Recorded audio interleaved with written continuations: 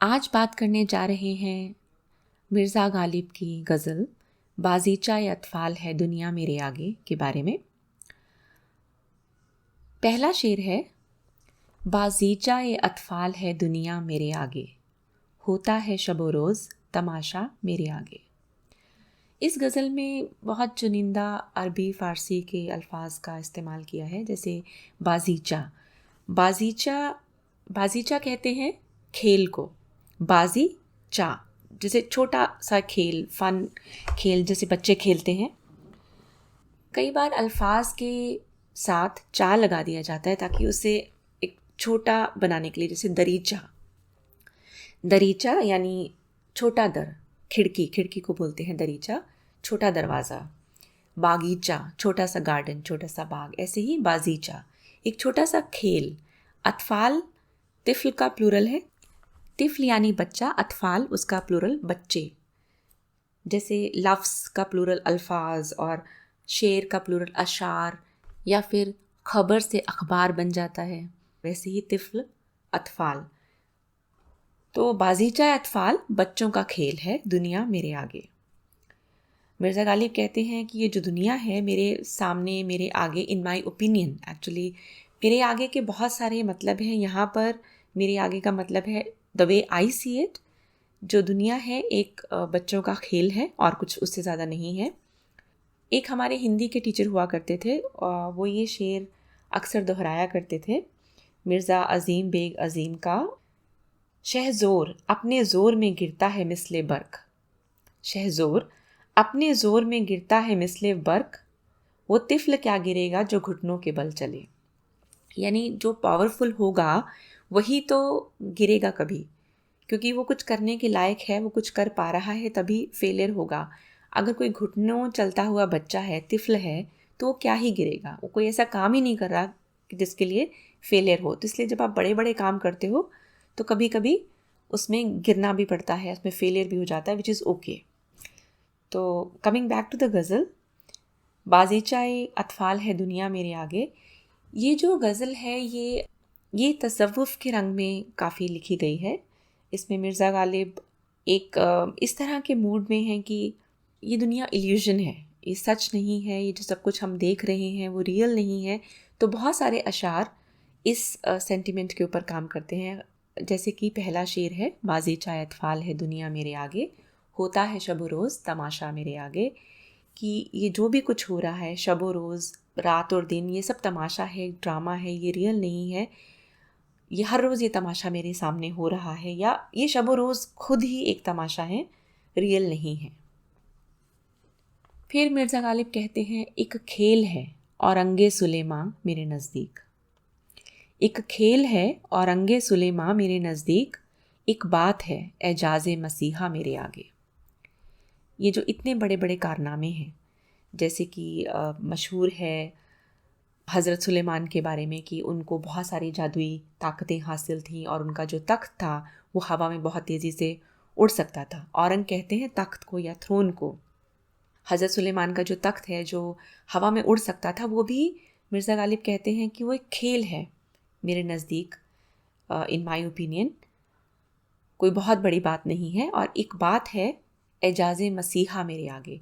और जैसे कि बताया जाता है कि जीसस क्राइस्ट मसीहा अपने टच से लोगों को हील कर देते थे, तो एजाज़ यानी मिरेकल किए हैं उन्होंने बहुत सारे। वो सब एक बात है, एक छोटी सी बात है, कोई बहुत बड़ी बात नहीं है, मामूली सी बात है मेरे नज़दीक। मेरे नज़दीक एक बहुत ही प्यारा सा तरीका है कहने का, इन माई ओपिनियन। इसको मेरे करीब भी कहते हैं। तो मेरे नज़दीक का मतलब मेरे पास नहीं, मतलब जिस तरह से मैं इसे समझता हूँ, जैसा कि मैं समझता हूँ, ये एक खेल है, कोई बहुत बड़ी बात नहीं है। जुज़ नाम नहीं सूरत आलम मुझे मंजूर। जुज़ यानी एक्सेप्ट, सूरत आलम पूरी दुनिया का जो जो सूरत है, जैसी दिखती है ये दुनिया, वो एक नाम से ज़्यादा मेरे लिए कुछ नहीं है। नाम मात्र की है ये दुनिया, उससे ज़्यादा मैं नहीं मानता इस चीज़ को, मुझे मंजूर नहीं है। जुज़ वहम नहीं हस्ती अशिया मेरे आगे। अशिया प्लूरल है शय का, शय यानी थिंग। तो जितनी भी चीज़ें हैं, जितनी भी थिंग्स हैं, चाहे कितनी प्रेशियस क्यों ना हो, उनकी जो हस्ती है, उनकी जो एग्जिस्टेंस है, मेरे ख्याल में वो एक वहम से ज़्यादा कुछ नहीं है, इल्यूजन है, वो रियल नहीं है। तो ये सारा आलम, इस सारे आलम की सूरत मुझे नाम से ज़्यादा मंजूर नहीं है, बस नाम की है। और ये जो चीज़ों की हस्ती है वो भी वहम से ज़्यादा मुझे कुछ नहीं लगती है। होता है निहा गर्द में सहरा मेरे होते, घिसता है जबी खाक पे दरिया मेरे आगे। निहा छुपा हुआ होना या कवर हो जाना, सहरा तो रेगिस्तान, गर्द धूल, जबी माथा।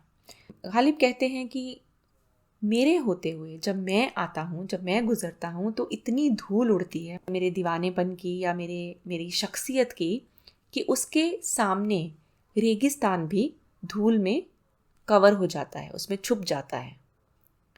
और यहाँ तक कि दरिया जो है वो भी खाक पर यानी मिट्टी में अपना माथा घिसता है मेरे आगे। यानी ये जो रेगिस्तान है और ये जो दरिया है, ये मेरे सामने कुछ नहीं है। एक मुझे इसका मतलब ये लगता है कि दरिया और रेगिस्तान ये सब नेचुरल एलिमेंट्स हैं। तो एक कहने का मतलब ये भी हो सकता है कि जब इंसान ठान लेता है, जो इंसान अपने करने पर आ जाता है, तो जो नेचुरल एलिमेंट्स होते हैं वो भी झुक जाते हैं, वो भी माथा टेक देते हैं इंसान की मर्ज़ी के आगे, अगर वो डिटर्मिन्ड हो तो मेरे मुकाबले, इंसान के मुकाबले, ना रेगिस्तान की कोई हैसियत है, ना दरिया की कोई हैसियत है। ये तो जुनून पर है कि अगर एक बार इंसान का जुनून हो जाए तो फिर ये सारी जो कुदरती चीज़ें हैं उनको अपने बस में किया जा सकता है। मत पूछ कि क्या हाल है मेरा तेरे पीछे, तू देख कि क्या रंग है तेरा मेरे आगे। ये जो गज़ल है ये मुसलसल नहीं है। गज़ल की ये ख़ासियत होती है कि आप एक मूड से दूसरे मूड पर जा सकते हैं। तो एक शेर किसी और रंग का हो सकता है और दूसरा बिल्कुल किसी मुख्तलिफ रंग का हो सकता है। तो बीच बीच में इस गज़ल के बहुत सारे अशार हैं। इसमें कुछ कुछ अशार में बहुत एक शरारत और मस्ती का भी रंग है और वो सडनली चेंज हो जाता है।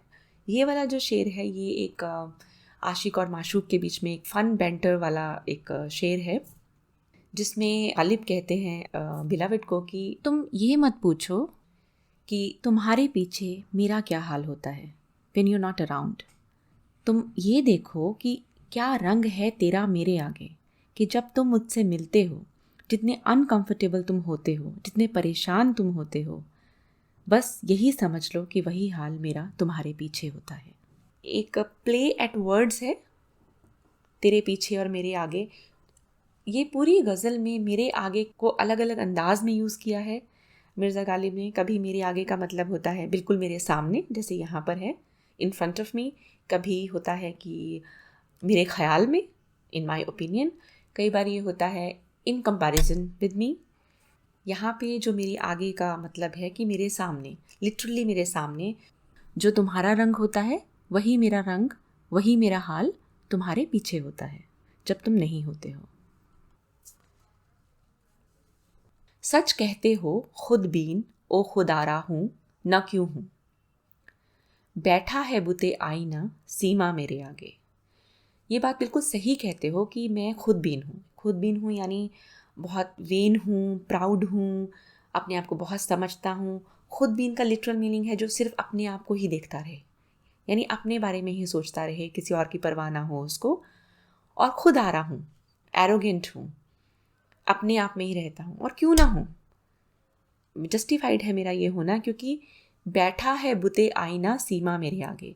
मेरे आगे, मेरे सामने कौन बैठा है? मेरे सामने एक ऐसा महबूब बैठा है जो एक बुत की तरह सुंदर है और एक उसका जो चेहरा है, उसका जो माथा है वो आईने की तरह चमकदार है। जब वो आईने की तरह चमकदार चेहरे वाला इंसान मेरे सामने बैठा है तो मैं खुद को ही तो देखूंगा और मैं प्राउड और वेन और एरोगेंट फील करूंगा और वो घमंड मुझ में आएगा ही। तो ये बड़े मज़े मज़े में मिर्ज़ा गालिब ने अपनी जो ये सारा जो इल्ज़ाम है वो भी बिलावट के ऊपर थोप दिया है। तो मेरी कोई गलती नहीं है जो मैं इस तरह का हूँ, क्योंकि मेरे सामने वाला ऐसा है। सामने वाले की तारीफ़ भी कर दी उसकी खूबसूरती की तारीफ़ भी कर दी और अपने बुरे होने का जो कसूर है वो भी उसके ऊपर डाल दिया।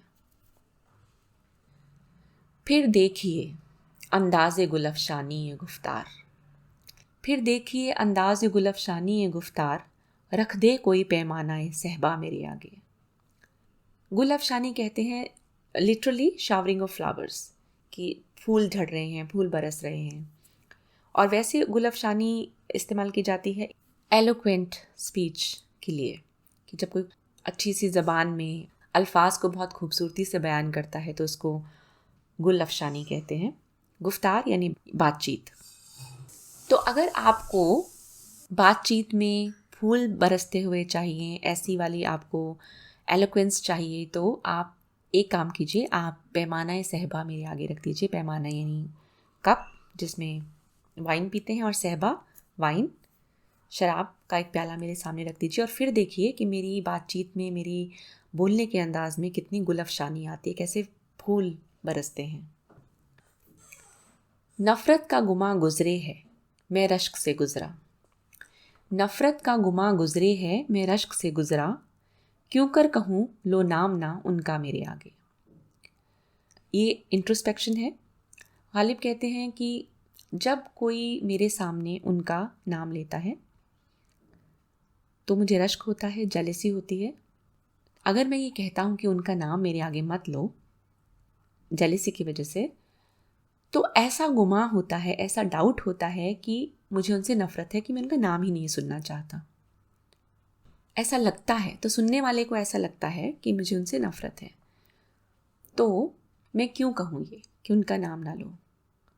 इसलिए मुझे नहीं कहना चाहिए, ताकि उनको ये ना लगे कि मुझे उनसे नफ़रत है, क्योंकि नफ़रत नहीं है, जेलसी है, पर लगता है जैसे नफ़रत है। ईमा मुझे रोके है जो खींचे है मुझे कुफ्र, काबा मेरे पीछे है कलीसा मेरे आगे। इस शेर का जो लिटरल मीनिंग है वो तो ये है कि ईमान यानी फेथ मुझे रोकता है अपनी तरफ, और कुफ्र यानी सिन, जो ईमान का, फेथ का जो ऑपोजिट होता है, वो अपनी तरफ ललचाता है, खींचता है। काबा मेरे पीछे है कलीसा मेरे आगे। कलीसा चर्च को कहते हैं। तो काबा मुझे एक तरफ खींचता है, और जो चर्च है, कलीसा है, वो मुझे दूसरी तरफ खींचता है, और मुझे समझ में नहीं आता है मैं क्या करूं। मुझे ऐसा लगता है कि इसका डीपर मीनिंग ये है, हालांकि ये फेथ के बारे में कहा गया है, it applies on faith as well, but not necessarily just religion. जितने भी कॉन्फ्लिक्ट होते हैं इंसान के बीच में, यहाँ पे उन्होंने फेथ को सिंबल लिया है वो कॉन्फ्लिक्ट दिखाने के लिए, कि एक तरफ वो चीज़ मुझे रोकती है जो मुझे करनी चाहिए, और दूसरी तरफ मुझे वो चीज़ खींचती है जो मुझे नहीं करनी चाहिए, और मैं उस कॉन्फ्लिक्ट के बीच में फंसा हूँ। मैं कंफ्यूज्ड हूँ कि मैं कहाँ जाऊँ, क्योंकि मुझे पता है ये अप्रोप्रिएट है और वो इनअप्रोप्रिएट है, पर फिर भी दोनों की जो टेम्पटेशन है, दोनों का जो अपनी तरफ जो झुकाव है, अट्रैक्शन है, वो बहुत ज़्यादा है। तो ये डाइकोटमी से जो इंसान लड़ता रहता है ज़िंदगी में काफ़ी मर्तबा, उसके बारे में ये शेर है। आशिक हूँ पमाशूक फरेबी है मेरा काम, आशिक हूँ पमाशूक फरेबी है मेरा काम, मजनू को बुरा कहती है लैला मेरे आगे। अब ये बहुत ही इंटरेस्टिंग शेर है। आम तौर पर जो शायर होते हैं, खुद को आशिक कहते हैं, वो अपने आप को विक्टिम दिखाते हैं कि मैं आशिक हूँ, बहुत प्यार करता हूँ, वफ़ा करता हूँ, और महबूब ऐसी ख़राब है, वो बेवफ़ा है और ऐसे ऐसे जुल्म ढाती है।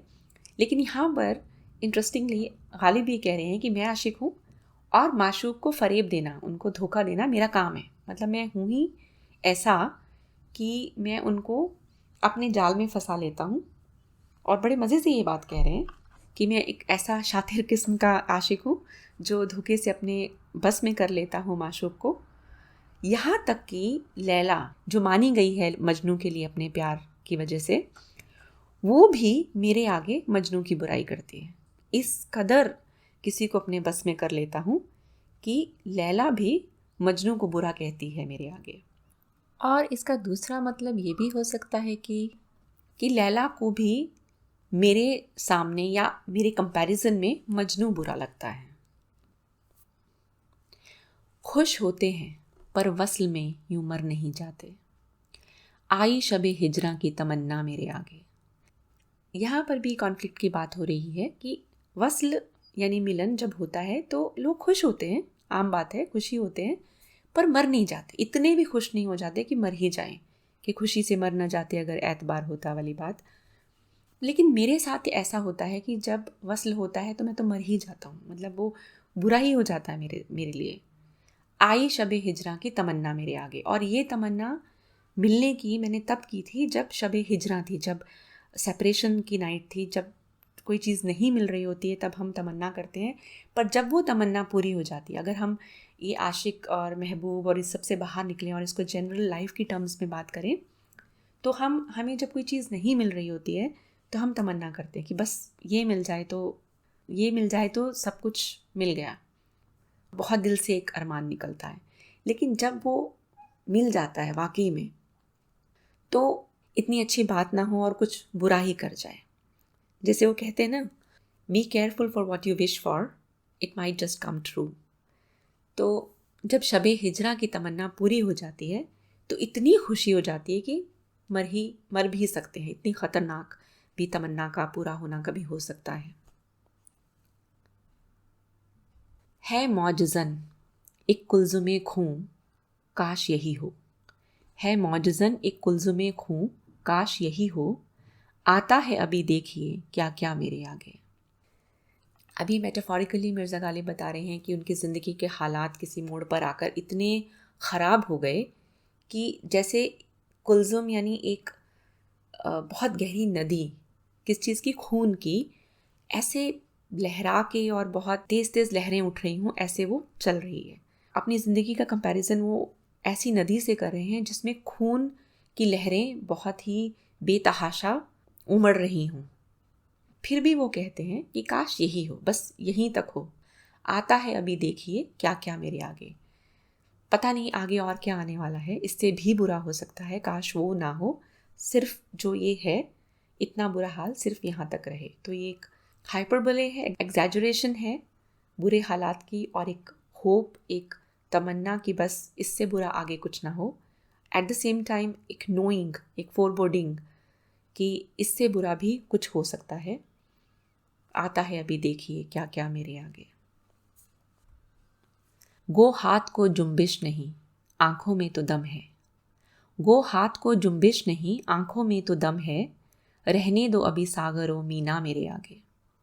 गो, हालांकि हाथ को जुम्बिश नहीं है, यानी हाथ में कोई मूवमेंट नहीं है, मोशन नहीं है, पर आंखों में तो दम है, अभी दिखता तो है, आंखें तो खराब नहीं हुई हैं। रहने दो अभी सागरों मीना मेरे आगे।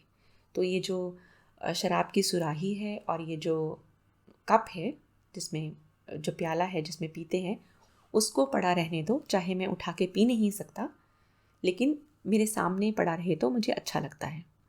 लिटरल मीनिंग तो यही है कि मिर्ज़ा गालिब शराब के बारे में कह रहे हैं कि चाहे अब और पीने की गुंजाइश नहीं है, या तो इतनी पी ली है ऑलरेडी, या जिस भी वजह से अब और नहीं पी सकते, तो भी सागर और मीना को मेरे सामने रहने दो, ताकि मैं अपनी आँखों से निहार सकूं और अपनी आँखों की जो तलब है उसको पूरी कर सकूं।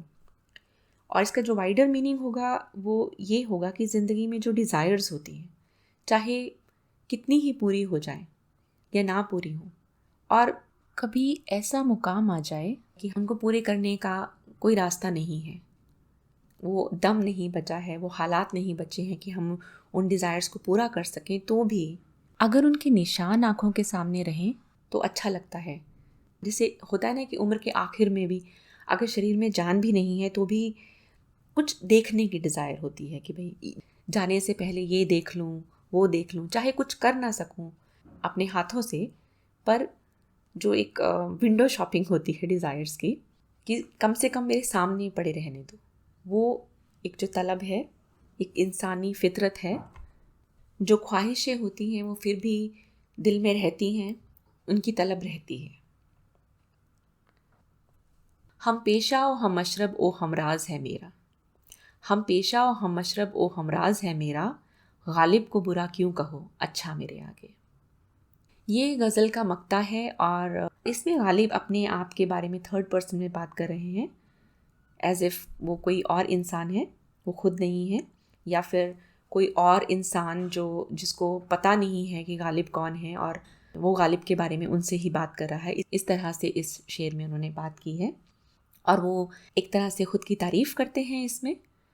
और क्योंकि मक्ता है तो उन्होंने तखल्लुस का भी इस्तेमाल किया है गालिब, इसीलिए थर्ड पर्सन में अपने आप से अपने बारे में बात कर रहे हैं कि जो गालिब है वो मेरा हम पेशा है, मतलब हम दोनों का बिज़नेस एक ही है, हम दोनों का ऑक्यूपेशन एक ही है, हमारी आइडियोलॉजी, हमारा बिलीफ सिस्टम, हमारा रिलीजन एक ही है, और गालिब मेरा हमराज भी है, मेरे सारे राज जानता है। तो गालिब को बुरा क्यों कह रहे हो? मेरे सामने तो कम से कम उसको अच्छा ही कहो। अच्छा ही है वो, तो उसको बुरा मत कहो, मेरे आगे तो उसको अच्छा ही कहो। इस गज़ल में बहुत ही मानूस बहर का इस्तेमाल हुआ है। मुस्तफ़ैलू मुस्तफ़ैलू मुस्तफ़ैलू फ़ैलुन। बहुत सारे गीत, बहुत सारी गज़लें इस मीटर पर लिखी हुई हैं। साहिर लुधियानवी ने बहुत सारी गज़लें और गीत लिखी हैं इस मीटर पर। बर्बादे मोहब्बत की दुआ साथ लिए जा, तदबीर से बिगड़ी हुई तकदीर बना ले, ये जुल्फ़ अगर खुल के बिखर जाए तो अच्छा। और साहिर की ही एक गज़ल है, हर तरह के जज्बात का ऐलान है आँखें। हर बड़े शायर ने इस मीटर का इस्तेमाल किया है किसी न किसी गज़ल में। आँखों से हया टपके है अंदाज़ तो देखो। और अकबर इलाहाबादी की गज़ल मुझे बहुत बहुत पसंद है। दुनिया में हूँ दुनिया का तलबगार नहीं हूँ, सेम मीटर पर। निदा फाज़ली की बेनाम सा ये दर्द ठहर क्यों नहीं जाता, दुनिया के सितम याद ना अपनी ही वफ़ा याद। एक बहुत अच्छी कवाली है, नुसरत फ़तेह अली ख़ान ने गाई है। ए वादा शिकन ख्वाब दिखाना ही नहीं था, दिल तोड़ के जाना था तो आना ही नहीं था। जानिसार अख्तर की गज़लें, अशार मेरे यूं तो ज़माने के लिए हैं, या फिर आहट सी कोई आए तो लगता है कि तुम हो, ये सारी मुस्तफ़ैलू मुस्तफ़ैलू मुस्तफ़ैलू फ़ैलुन सेम मीटर पर हैं। तो ये थी मिर्ज़ा गालिब की बाज़ीचा अतफ़ाल है दुनिया मेरे आगे, होता है शब व रोज़ तमाशा मेरे आगे। बहुत शुक्रिया।